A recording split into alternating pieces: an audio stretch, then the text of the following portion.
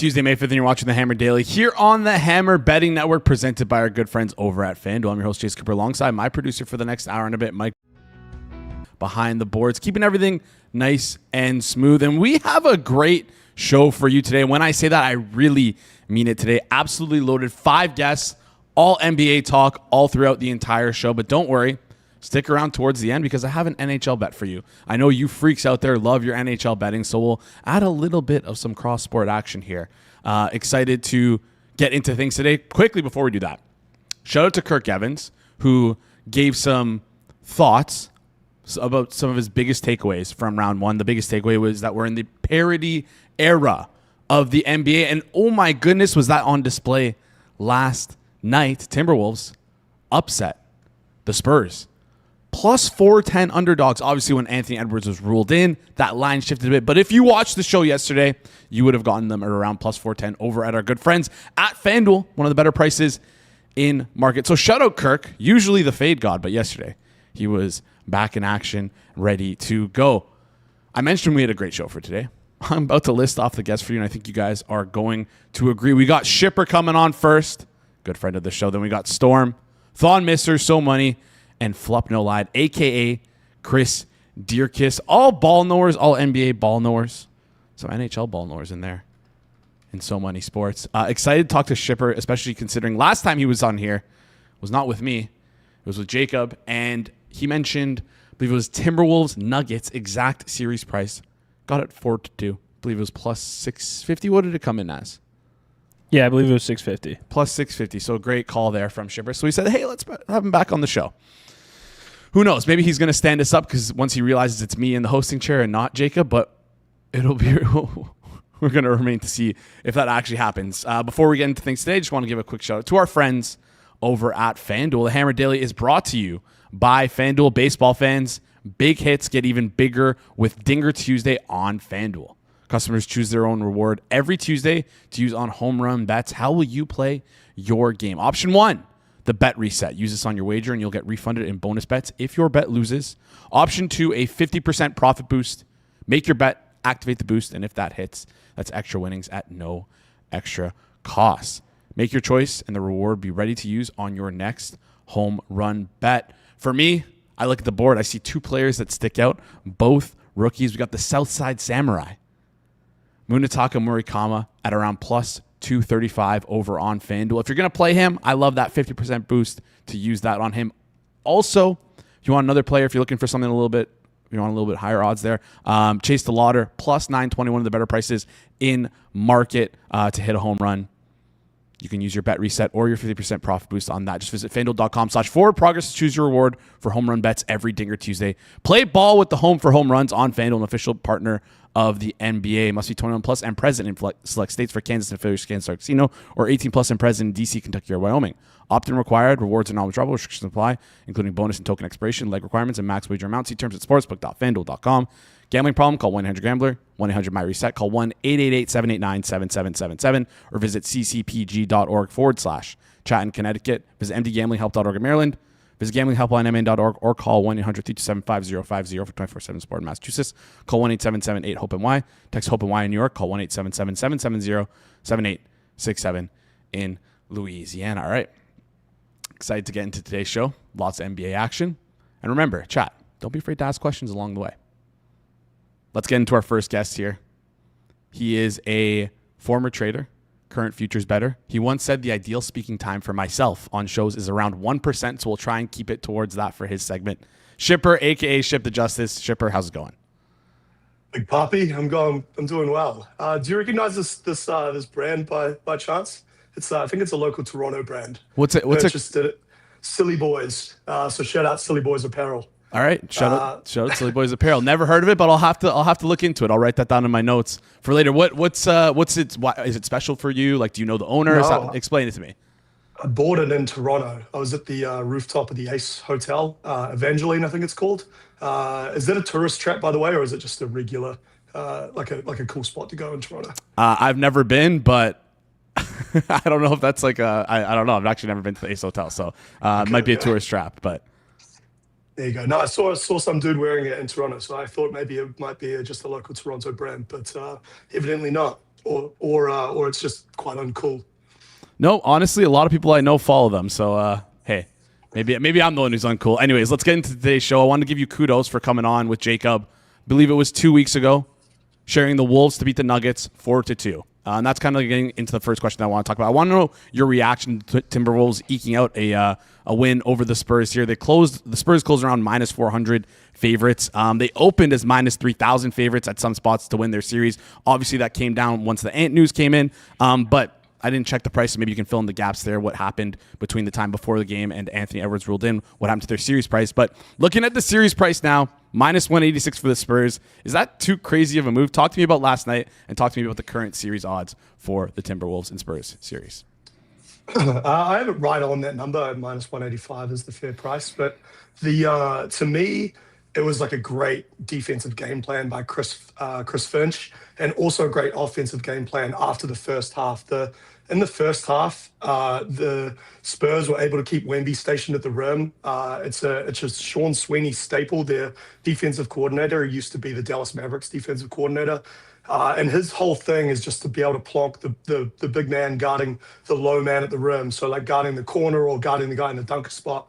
And Finch was able to figure that out, and they scored really, really well in the third quarter. Well, kind of late in the third quarter, but especially in the fourth quarter. I think there was a period they were like 9 of 10 on twos or something with Wemby in the game the whole time. So that's just like not something they were able to get done in that first half. And then on the offensive end, I don't think Wemby took a single shot out of pick and roll. And in the first round series against Portland, that was kind of how they figured it all out. Like Wemby was able to dribble a whole bunch of times. So it was a really, really impressive game plan from Minnesota, and it's going to take a lot of adjustments from Mitch Johnson to turn that around. Yeah, next game we're looking at the Timberwolves at plus 290, Spurs minus 360, 9.5 point spread there. I want to get your opinion quickly on zigzag theory because it's kind of hard. I feel like it's hard to quantify in such a small sample size of the first round, but do you feel like it's been more of a thing this year? Because we know in recent years people have kind of been throwing it out. Have you noticed anything in terms of markets or in your opinion, is the zigzag theory, we'll call it back?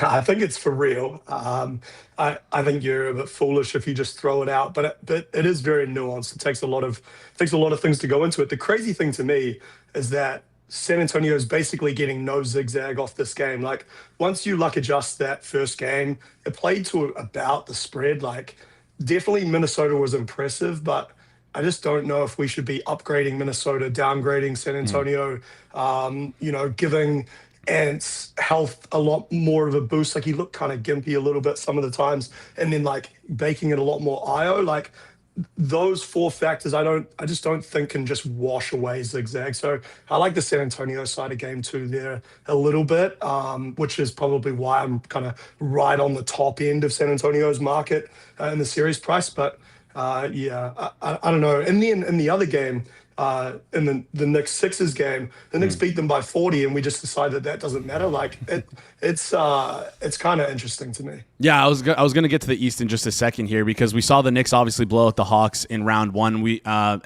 saw the Knicks jump to the favorites to win the East, obviously without Boston. And my question was like, what's happening with the Cavs here, right? Like the Cavs go to Game 7, they end up winning against the Raptors, but usually if the Cavs were second to win the East, Boston was first at the end of before the start of the first round. Usually when the team like Boston drops out, you'd expect Cavs to be up there. Any opinion on the Eastern Conference here and who's going to come out of it? Knicks right now, plus 115. Obviously, they have that game in hand. Cavs, plus 320. Do you feel like the market's a little bit too low on the Cavs here?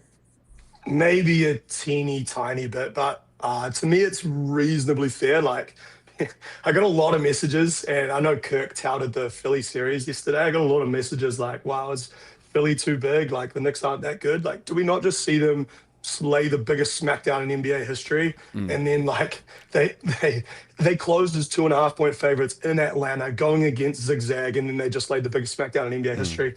Like, this team, the Knicks, when they've been locked in, they've been amazing. Like NBA Cup, they just dominated San Antonio in the final. Their top 7, if you include Deuce McBride, is really freaking good. Shamet and Clarkson give them great depth. I think just if they're healthy, it's just like a really, really sick team. And like the market has upgraded them a lot. And like the classic thing is just to fade that upgrade. I just don't agree. I think the Knicks are easily the best team in the East. Have them almost 2 points clear of both Detroit and Cleveland. All right, let's get to the games for tonight. Cleveland, Detroit, Lakers, Thunder. Any opinions or props on the games for tonight? I mean, ever so slightly on the Cleveland side. No real opinion on like either game. But to me, the best thing that's left is I like the Knicks to sweep. I think FanDuel's plus 360. I don't know, like, it should be pretty easy to just buy on the Knicks being this massive upgrade team.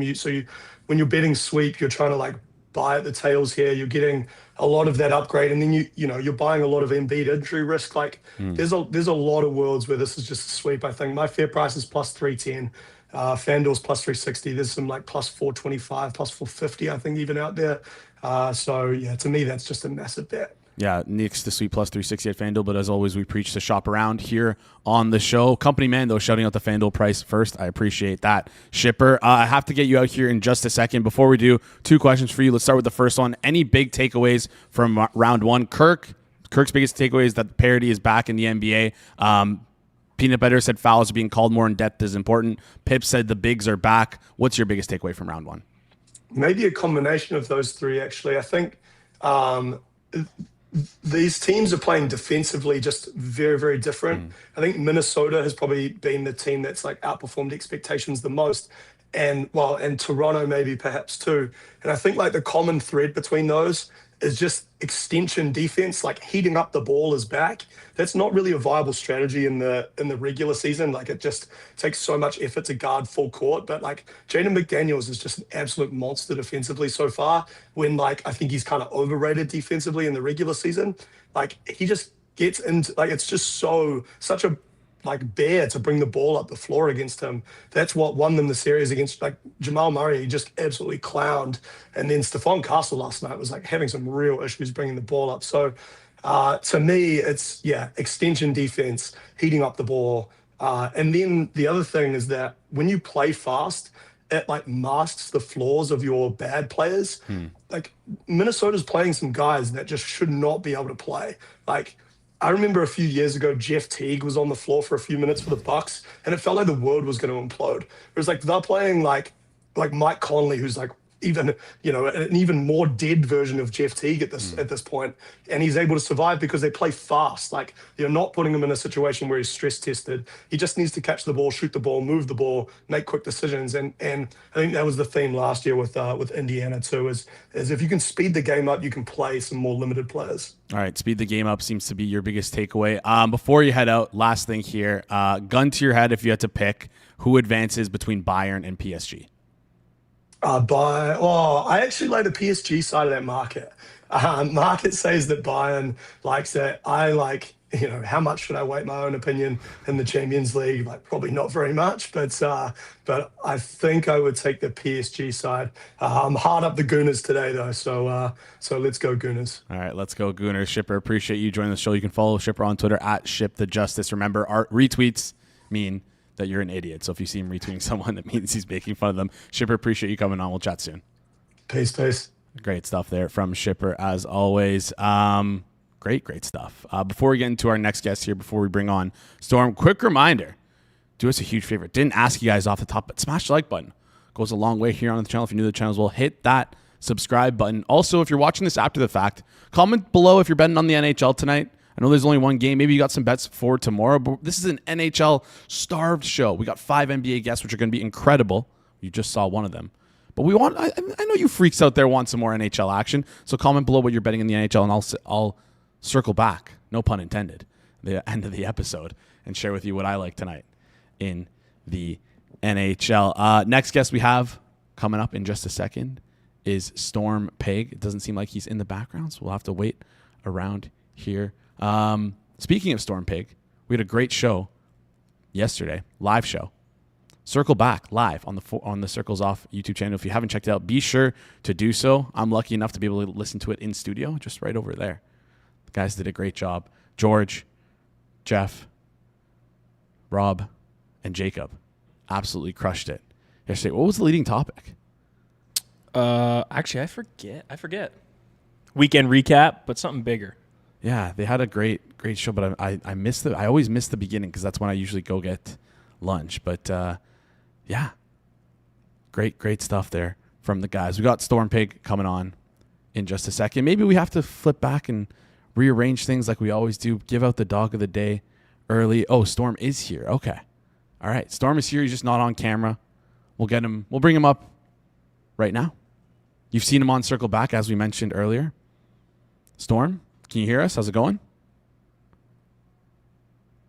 Seems like he can't hear us. Maybe we'll get him to reset that in just a second here. Unsure what's happening there with Storm. We got new software for him. Seems to be able to get to do this stuff here. You know what? Let's just circle back. Let's talk about the dog of the day today while we get this figured out on the back end here. I was gonna save this for the end of the show, but gonna have to do it right now.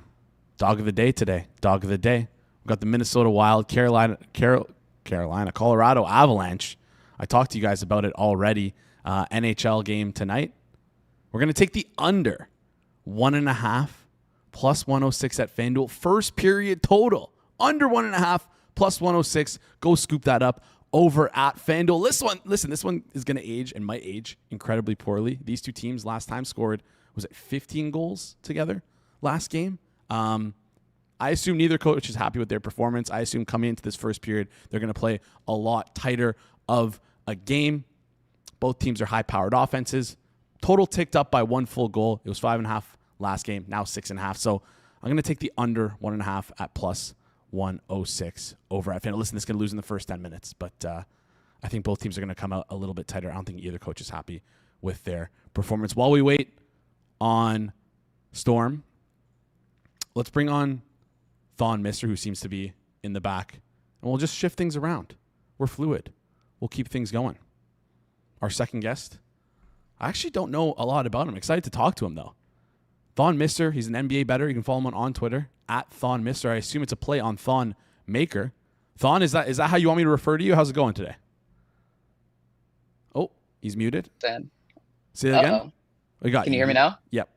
All right. Yeah, Tyler or Thon, it doesn't really matter. I'm a big Bucks fan, so that's kind of where the name originally came from.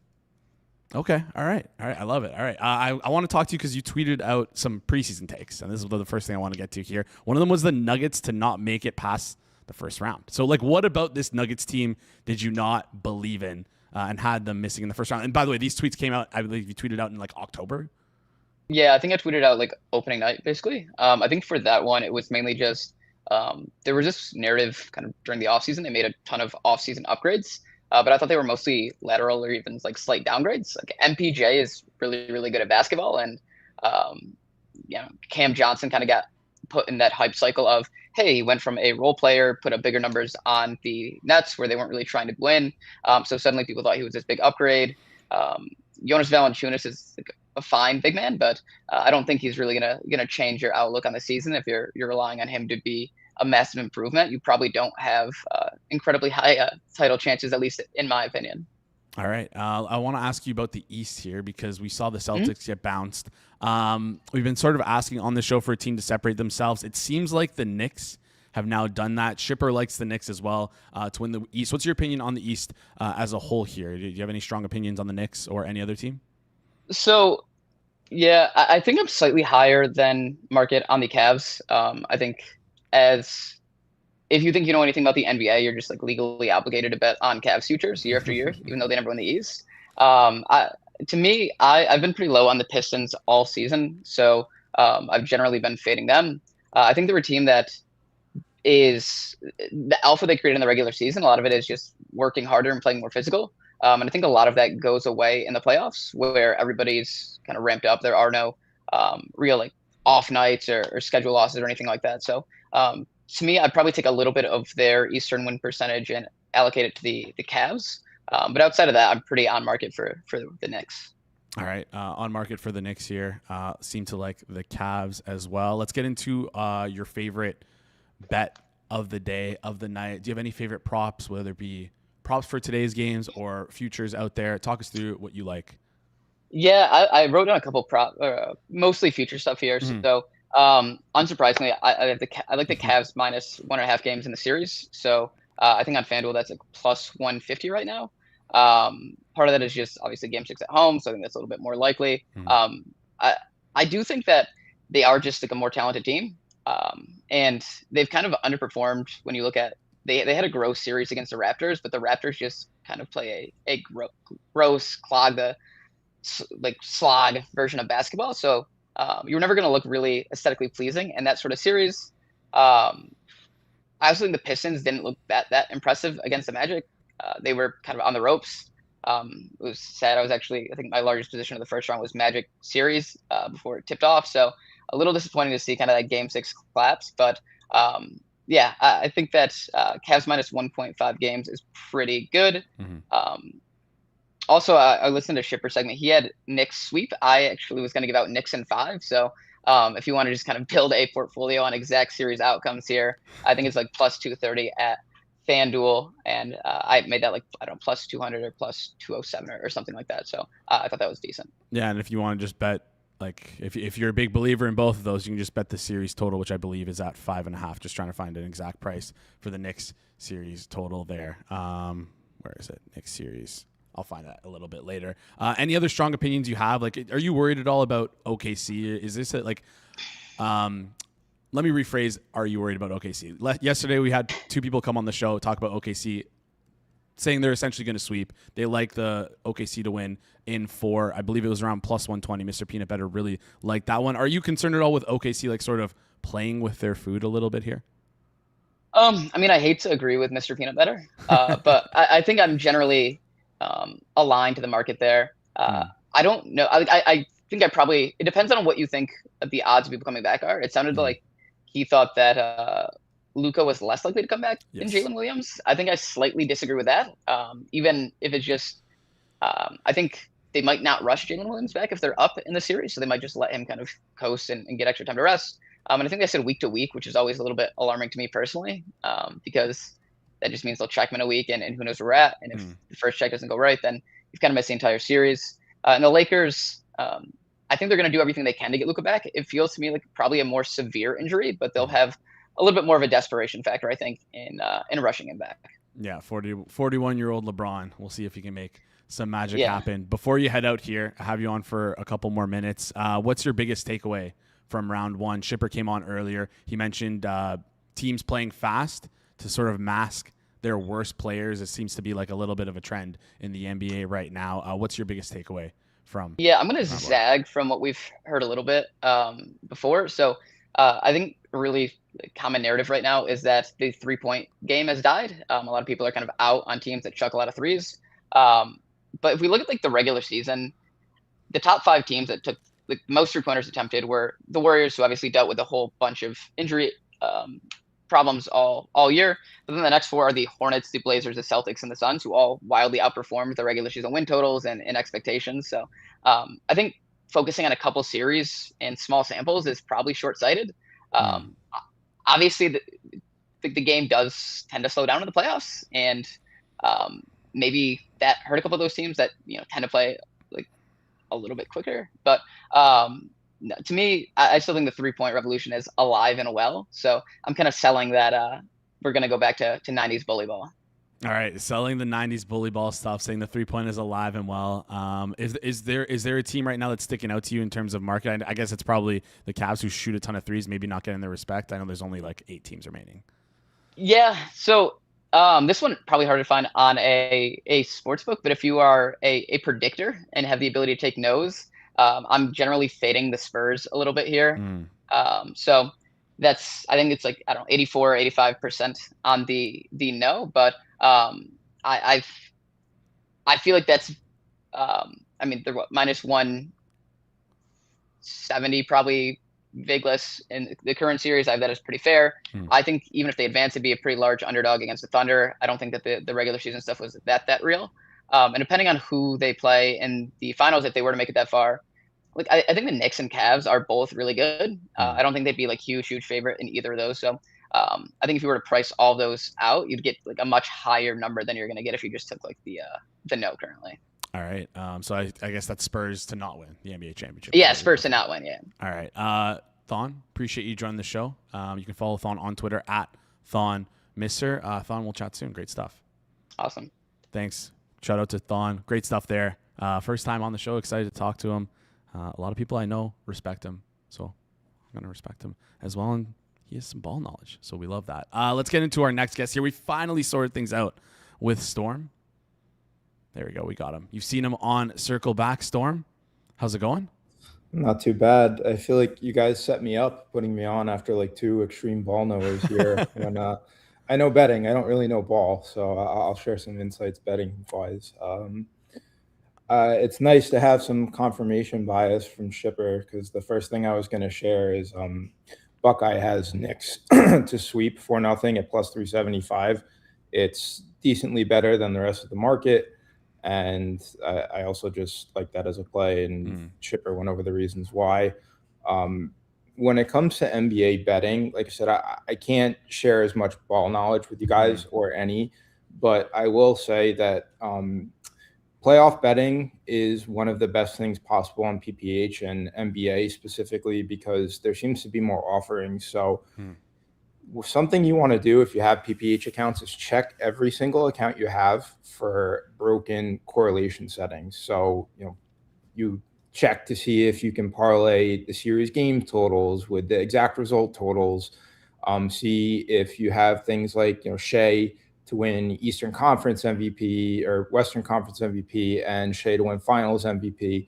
If you play around with your PPH accounts, you're going to find some of the craziest EV bets you can find, if any of them allow correlation. So that's my biggest piece of advice when it comes to playoff betting is search around, especially in your PPH accounts. I don't really think there's much opportunity with the retail books at this point. Or maybe you could try some RFQ stuff, but I think they only allow main markets on Kalshi. I don't think they're going to allow any funky stuff to try to find a loophole. And another play that I saw that seems pretty good is surprisingly, FanDuel has a good price. It's OKC to lead 3-0 after 3 games at minus 140. It seems to be available on a handful of the PPHs as well. Just not to keep like parroting the stuff that all the mega sharp ball knowers are saying about OKC and sweeps and winning the title. With look ahead lines from talking to a couple originators, the minus 140 seems to be a pretty good price there. And I know that Chris is taking 1,000 a click on it right now, and they're at minus 180. So the minus 140 seems to be a pretty good price. All right, minus 160 at FanDuel, but as always, we preach to shop around here on the show. So if you can find that minus 140, scoop it up. Minus 160 at FanDuel also seems like a pretty good price. Storm, I know you don't. You call yourself a non-NBA knower. Do you still at least watch basketball? I know you bet like. Oh yeah, I watch all the playoff games, and this year has been awesome. So it feels like you can't really miss a game right now. Yeah. Do you ever get like something sent to you where it's like, I don't want to feel like. Even though my brain is not the best basketball brain, it's like, I don't know if this is the right side, but I'm still feeling it anyways. I try not to have an opinion. And like, listen, a lot of our process is largely automated at this point. So I don't want to have any bias one way or another. And something funny that happens is like, people be like, oh, what's your opinion on this game? And I'll be like, I don't know what we bet tonight. We could have like 1 million in pending bets, and I don't know what a single one is. So I try to say, let's say neutral, I guess would be the right word, and just not try to lean one way or another. Yeah, just enjoy the process, because at the end of the day, like you don't even know with how much you're betting, it feels like you don't even know what you need to have like a positive. Exactly. It's like, all right. Before you head out here, we've seen a couple tier lists from Mr. Peanut Butter posted on Twitter. I was gonna save this for you guys on Circle Back, but I have you now, so let's just bury the lead for Circle Back here. 3 of 3 so far. Do you have a favorite tier list, and do you agree with where he's put you on each one? I think the tier lists are pretty good. I'm glad that he didn't put me on the hooping tier list, because as I said in the Circle Back group chat, I have never played basketball in my life, even recreationally. So I would probably be like, how he has like the gaps like this between people and categories. I would Yeah. be like outside of the screen like this, where you wouldn't even see me when it comes to playing ball. So I think they're pretty good. I think the other thing that I like is if you follow him, you see the questions that he's asking people for podcasts, and they're the most wild scenarios of all time. And I just kind of want to know, like, how is he coming up with those? Where's the time in the day to think of these things? I honestly don't know, but I will say that I kind of got sewered on the basketball one because I also don't play basketball. I just said I'd be a good role player if he needed me, and he just fucking outed me on Twitter, which is the most absurd thing ever. But yeah, I think you would have been situated right beside me for a shitty and a bad teammate. I don't think you'd be a bad teammate, though. I think we might need to move him from the pro better to content merchant category soon if he keeps up the run that he's on. Yeah, I talked to him yesterday. He said, I forget what he gave out yesterday, but he didn't give out as good of a bet as Kirk Evans, who gave out a plus 410. Minnesota Timberwolves to win their game last night. Before you head out, any takeaways from round one here? I know you said you're trying to stay neutral, trying to stay unbiased, but as a fan, do you have any big takeaways from round one of the NBA? Well, being from New York, like Knicks fans love being cynical every single year. Like they don't want to get overhyped, they don't want to get their hopes up, but it seems like there's reason to believe this year. So let's stay positive. All right, I didn't know that you were a big. Are you a big Knicks fan? I know you're from New York. But I'm not a specific team. Like I grew up in New Jersey, so Nets when they were there, when they were moved, I just didn't really care. I'm more of a fan of NBA and players. It's just I think it's a very good product and has turned into like something decent to watch over the last few years. So it's worth following. All right, do you follow any hockey or no? I can't convince you. That. Devils fan, unfortunately. All right, you guys got listen. I don't know if you saw the mess that is happening in the city of Toronto, but you guys went out with the GM there. So, yep. Anyways, Storm, appreciate you joining the show. You can follow Storm on Twitter at Storm_Pay. You can also find him on Circle Back eventually. I don't know when the next time you'll be on is, but keep your eyes peeled and you'll see him there soon. Storm, appreciate you joining the show. Later, guys. Great stuff there from Storm. As always, do us a huge favor if you're enjoying the show so far. Smash the like button. Goes a long way if you're new to the channel as well. Hit that subscribe button. Quick recap of everything we've talked about so far. Shipper likes Knicks to sweep at plus 360. Thon has the Cavs at minus 1.5, plus 160. And Knicks in 5 at plus 230. We're building out a Knicks portfolio. Storm also has a Knicks to sweep, likes that at plus 360 as well. And then OKC after 3 games to be up 3-0. You can find that on FanDuel at minus 160. Just search OKC series, and it'll be under the series prices. All right. 3/5 of the way through our guests. Our next guest is an NHL and NBA bettor. He's a man of many hats. He's putting down the NHL hat today in honor of the NHL draft lottery, because it's an important night for him tonight, so he can't sweat too much. He's a big Canucks fan. So Money, how's it going? I'm good, Jason. How you doing, man? I'm good. I'm doing well. Well. I know we're supposed to talk NBA today, but I'm honestly not. I don't know how I'm doing. The Steve Simmons, the press conference, everything that's going on in Toronto kind of has me in orbit. I rarely get radicalized by Twitter, but I think I'm getting to that point. Yeah. It was really interesting. I don't know what you guys are doing out there, man. Like usually it's the Canucks that I'm talking about that are fucking up here. But I mean, like you guys are right up there. I think the Canucks are gonna get a high draft pick. Yeah, maybe. But buried in all the mess of Toronto, Pierre Dorian might be hired for the Canucks, which is even crazier. So I know, man. It's just wild, man. Like you have all these guys being like recycled all the time, and it's just ridiculous. Like, just bring back Mike Gillis at this point, man. Yeah, honestly, who knows what happened to Mike Gillis in the Toronto search? Who knows? Anyway, So Money, talk us through the NBA so far. How are things been going? I kind of have asked this recurring question, zigzag theory. Have you been a prescriber to the zigzag theory? I know it's a little bit more nuanced, but what have you made of the zigzag theory so far in this playoffs? I let that go a few years ago. I was a proponent of it. Maybe I don't know what year are we in. So like maybe like 8 years ago.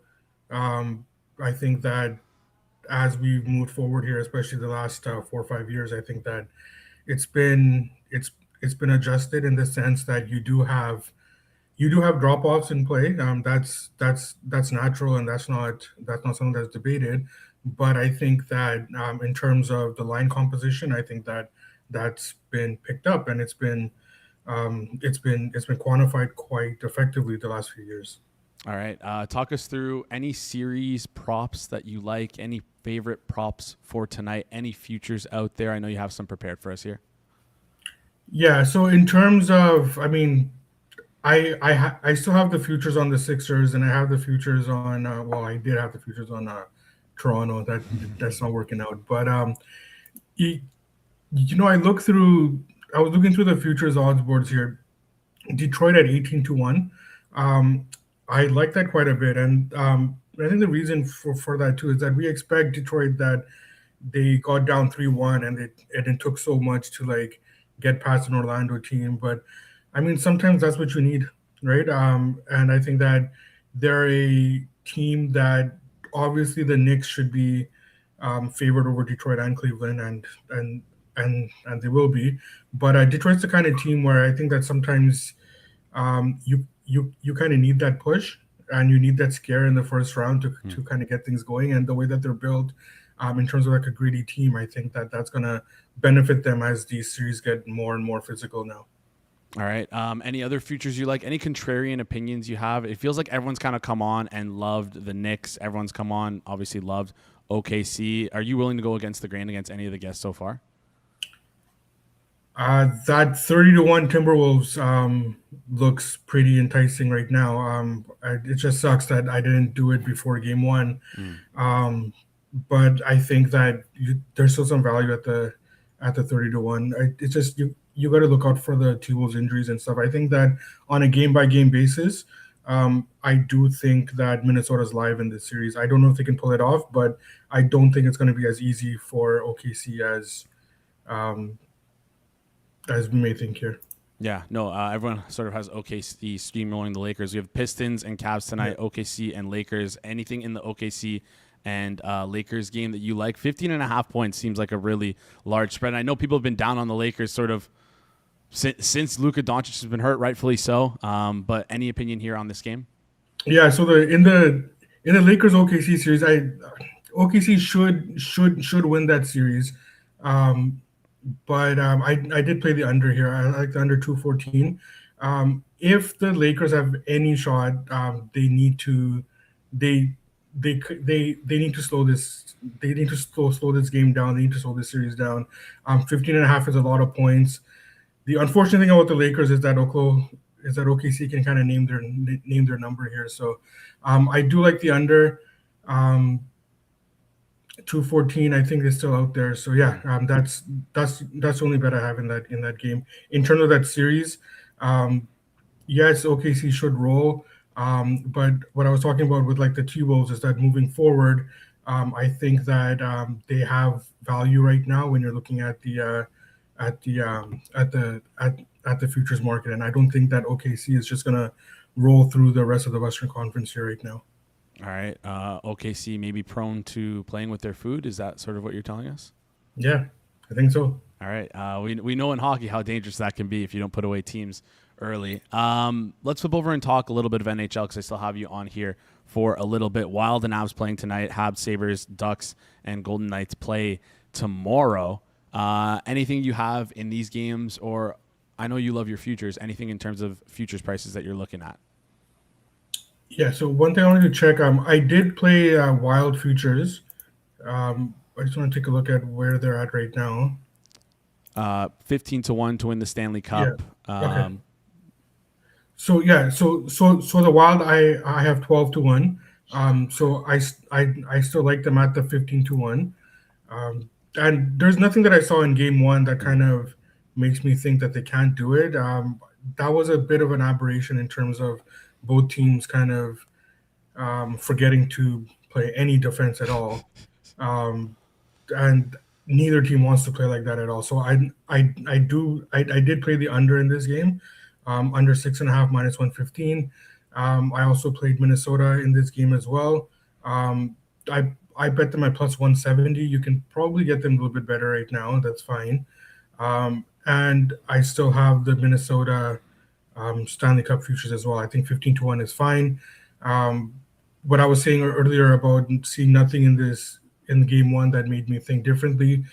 Minnesota was right there. Colorado, we know they can put up goals, and Minnesota was right there with them. So they're one of the rare teams, or they're one of the maybe last remaining teams that Colorado will face, probably, that can match their firepower. Concern about Minnesota is that Colorado's depth up the middle is something that is going to be tough to overcome. But we're getting the prices for that, and Minnesota's right there. Yeah, Minnesota plus 158 on FanDuel, but you can find plus 170s out there, plus 173 like so many mentioned. I talked a little bit about this Wild and Avalanche game a little bit earlier on in the show. Talked about the first period under, which could easily blow up in my face after a 15-goal game, so many. But I would have to say one thing for the Wild that could play in the Wild's favor is you have to imagine that both coaches are not happy with a 15-goal performance, 15 goals total in a game. So that both teams will come out. I see them playing very defensively, even though they both can score at will. But that might lean into like the Wild's hand more so than the Avs' hand, playing a more defensive game. So that'll be interesting to see there. Any final thoughts with whether it be the Habs series, Vegas series, or even the Hurricanes and the Flyers? Crazy that the Canes pulled out an overtime win last night. Yeah, I do like the Habs in their series. And again, it's nothing against Buffalo. I just think that what the Habs needed to do to get by Tampa Bay, I think is going to kind of propel them moving forward. Buffalo, Boston looked really bad, and credit to Buffalo. There was a lot of things that Buffalo did to make Boston look bad, but that was just a brutal series from the Bruins. And I think the Sabres are stepping up in class against a team that has been really learning how to win. And I think that Montreal should take that series. Vegas, I think that's going to be pretty straightforward. I know that Anaheim gave them a little bit of a run there, but in game one, but I never felt that Vegas was going to let that game go. So similar to the Vegas-Utah series, maybe Anaheim can make it close, make it interesting. But even if they get behind in their games, I don't envision Vegas having any trouble there. And I think that Philadelphia lost a golden opportunity there, blowing that lead. That's going to be tough to overcome. And we saw Carolina. I kind of see this every year with them, that they look different, but I think that they look different. I think that the way that they handled Ottawa and what was supposed to be a tricky series, and Ottawa was built to play Carolina, and Carolina handled them with relative ease. The games were close, but Carolina was the better team in every game. And even in this series, Philadelphia wants to play a tougher, grittier game, and Carolina is showing that they have no problem standing up to that either. So I think Philadelphia might be in trouble here, and I think they're really rolling right now. A Carolina-Montreal matchup would be outstanding. I think that would be the kind of hockey that, that'd be unreal if we can get there. Yeah, Carolina very live to sweep their series. Next game will be on the Thursday, so 2 days rest for Philadelphia to maybe wake up and kick off the dust and hopefully get a win at home. So money. Chad is asking you, Charles Saul is asking before you get out of here, vibe check for the draft lottery tonight. I don't know, guys. I don't know. It's one of those things where I'm conditioned to expect the worst. They're probably going to fall to third, honestly. They'll fall to third. Florida will win or something. Don't say that. Why couldn't you just say the Leafs will win? At this point, I just expect the worst thing that's going to happen. I'm looking at their GM search.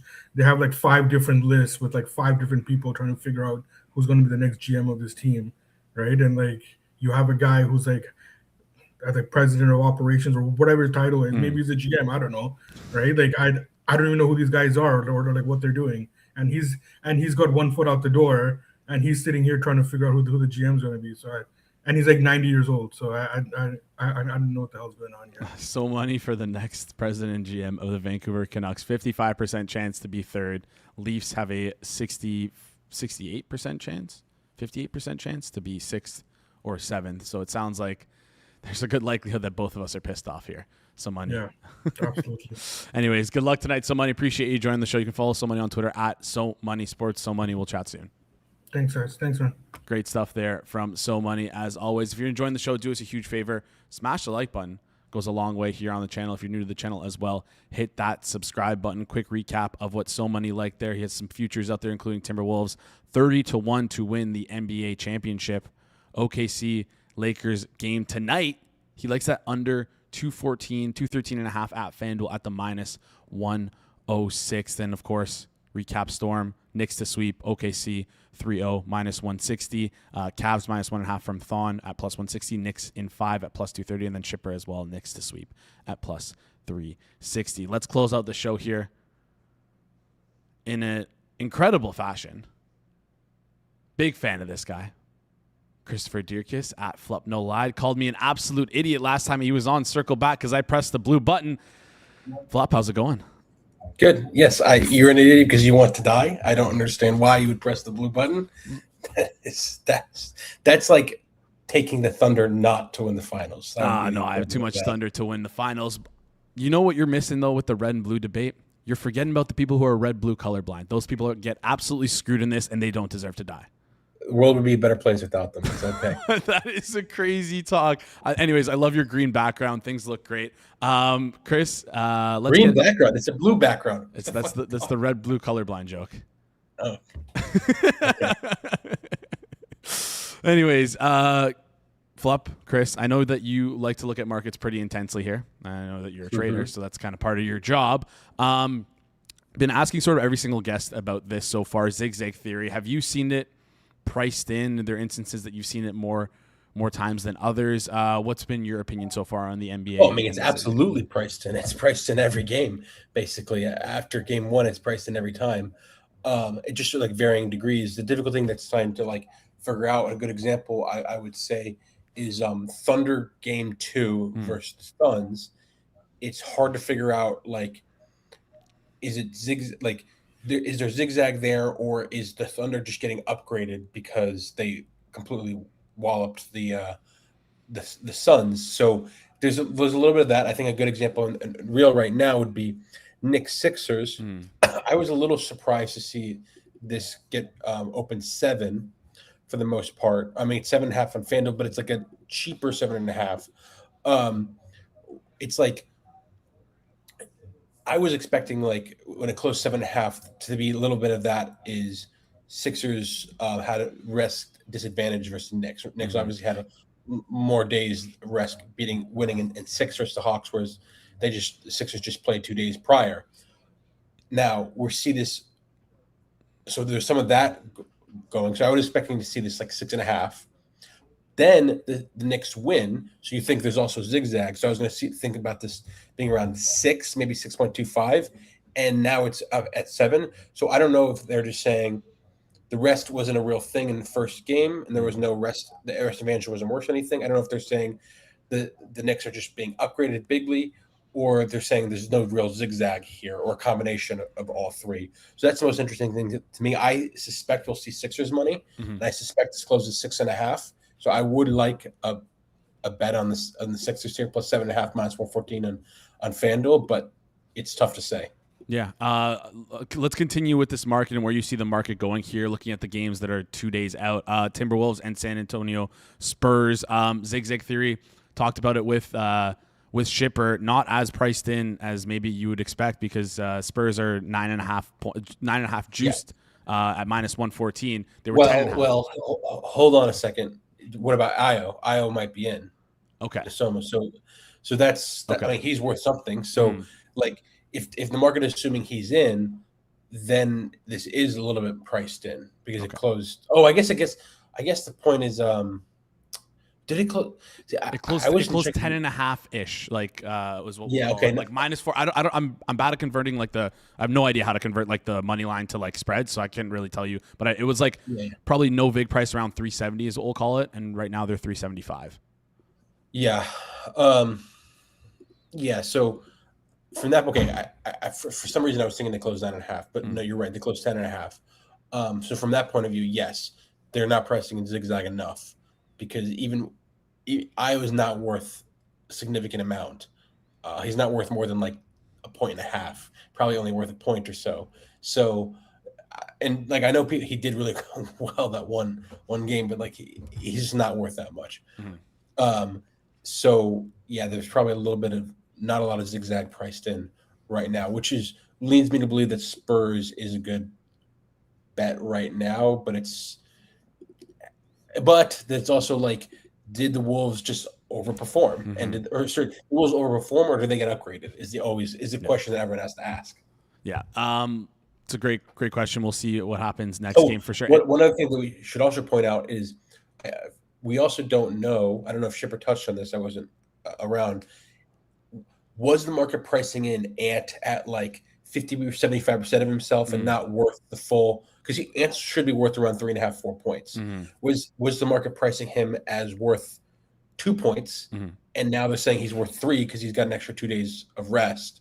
Or are they saying that like, oh, he was still worth 3 and he's still worth 3 now, and it's just like zigzag isn't real? It's tough. Those are other things we have to ask too. Yeah, definitely tough. If you had a guess, where do you think the market will move off of here? I will say though, quickly for context, the Spurs, the spread of that game last game did hit 9.5, and then it got instantly bought back on FanDuel to the 10.5. Yeah. So it did dip down a little bit. If you had to guess where it would move towards the Spurs side, yeah. Okay. All right, let's get especially since Spurs took late money at post too.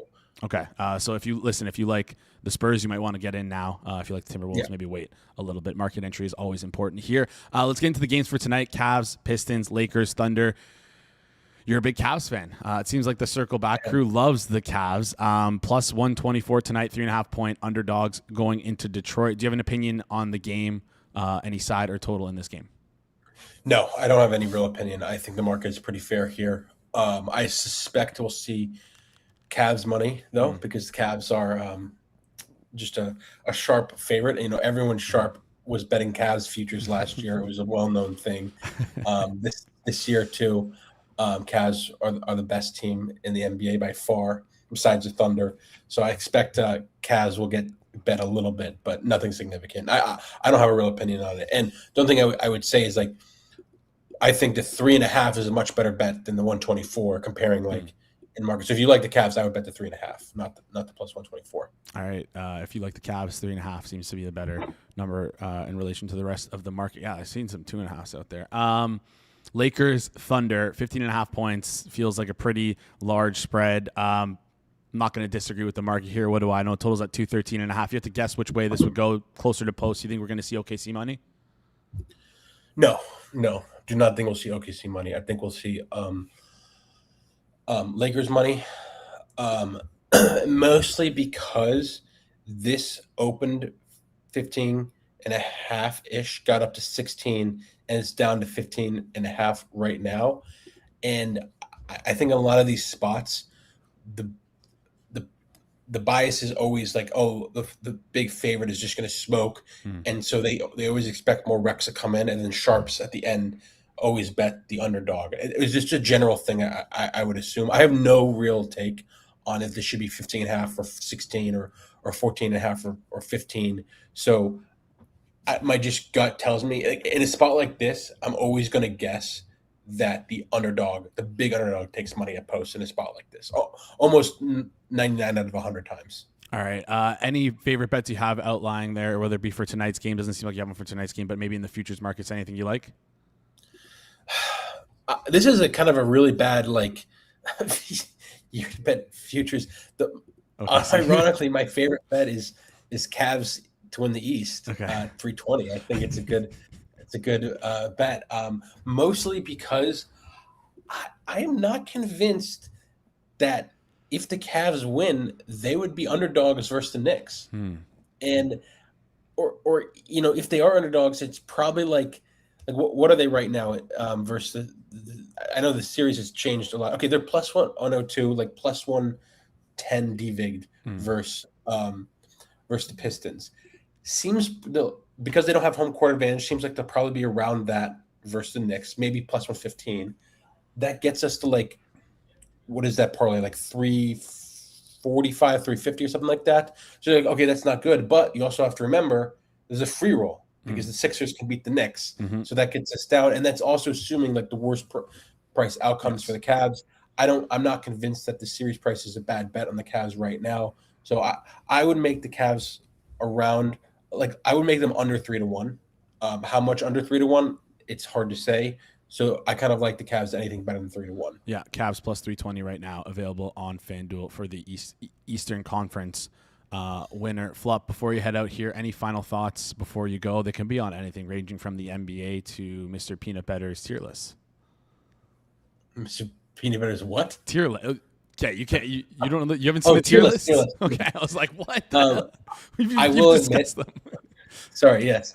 While I did appreciate getting in the number one tier for an escape room, I'm actually quite bad at them.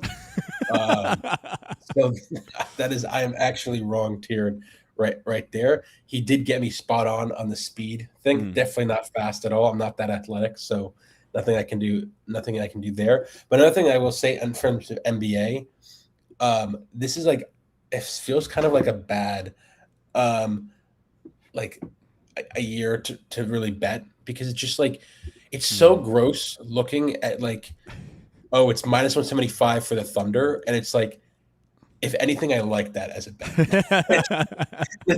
I don't want, like, if I want a future bet, I want to bet something like long odds to win. And it just sucks that this is the way it's set up. Look, I have a huge position on the Thunder, one of my biggest of all time. So like, I'm very happy that the Thunder are doing well and it's looking good, but it just like, it leads for a boring league, in my opinion. I wish the Spurs were a little bit better. All right, biggest position of your life. You got to be careful with the words. No, biggest. It's one of the biggest positions of your life, but you got to be careful with your words there, because we know how that turns out sometimes if we're not careful here. Yeah, Flup, I'm rooting for you. I also have a lot of, I've at your suggestion, have a lot of OKC futures as well. So appreciate that. Flup, appreciate you joining the show. You can follow Flup on Twitter at FlupNoLied. Chat soon. See ya. Great stuff there from Chris, aka FlupNoLied. As always, 5 guests, all giving out different bets. Quick recap before we head out here from everyone. If you like the show, do us a favor, smash the like button. Also want to know your thoughts down below. If you have any bets, anything that we missed. Shocked that we didn't get maybe any awards markets bets. We'll talk about that tomorrow with our NBA guests who we have on. I believe it's Kirk Evans. Maybe ask him some Eastern Conference awards markets. Anyways, quick recap of what we had. Flup had the Cavs at plus 320. So Money Sports gave out so many futures. Wolves 30-1. Wild 15-1 to win the Stanley Cup. Wild plus 650 to win the West. Minnesota Wild as well to win tonight at plus 170. Storm had the Knicks to sweep at plus 360 along with Shipper. He also had OKC to be up 3 after 3 games at minus 160. Then finally, Thon had Cavs minus 1.5 plus 160 and Knicks in 5 at plus 230. We're building out that Knicks Cavs portfolio there. Appreciate you guys tuning in. If you're listening on audio forms, do us a favor, rate and review 5 stars, and that's it. That wraps up today's show. Shout out to Flup. Shout out to So Money. Shout out to Storm. Shout out to Thon. Shout out to Shipper. And shout out to Mike. And shout out to you guys for tuning in all the way through. I'm Jace Cooper. This has been the Tuesday, May 5th edition of the Hammer Daily here on the Hammer Betting Network, presented by our good friends over at FanDuel. We will see you guys right here tomorrow.